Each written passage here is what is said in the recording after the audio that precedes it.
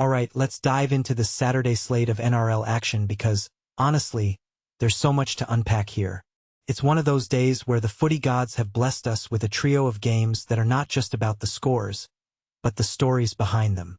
And trust me, these stories are fascinating. First up, let's talk about the West Tigers at Leichhardt Oval. Now, I've got to say, there's something magical about Leichhardt. It's like the spiritual home of the Tigers, and when they play there, you can feel the energy.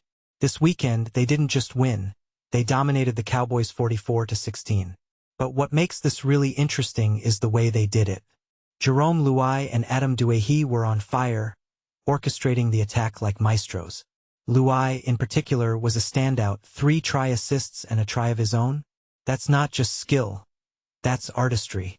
And Luke Laliliai, 2 tries and over 200 run meters? The kid's a star in the making. What many people don't realize is that this Tigers team is starting to gel in a way we haven't seen in years. They're not just playing footy, they're building something special.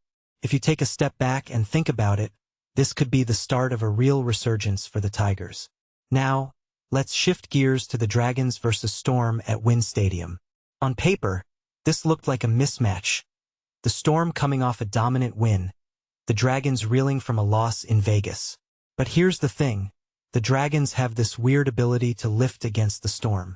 They've won their last 2 games against them, which is no small feat. Christian Tuipulotu's try in the 20th minute was a highlight, but it was the Storm's early dominance that really caught my eye.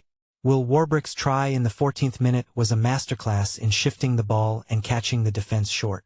What this really suggests is that the Storm are still the Storm, clinical, relentless, and always a threat. But the Dragons? They've got heart.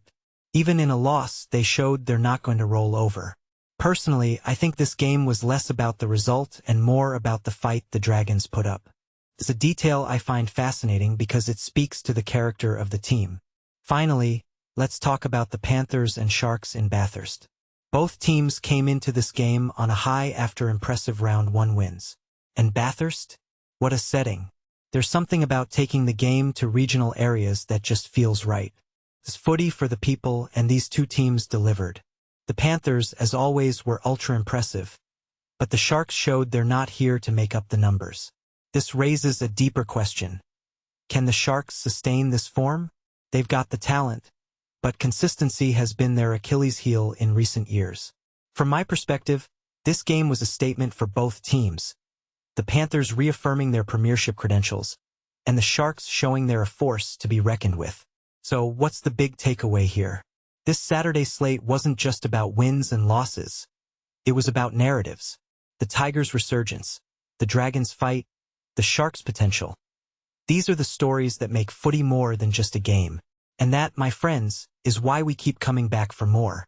What do you think? Which of these storylines has you most excited? Let me know in the comments below.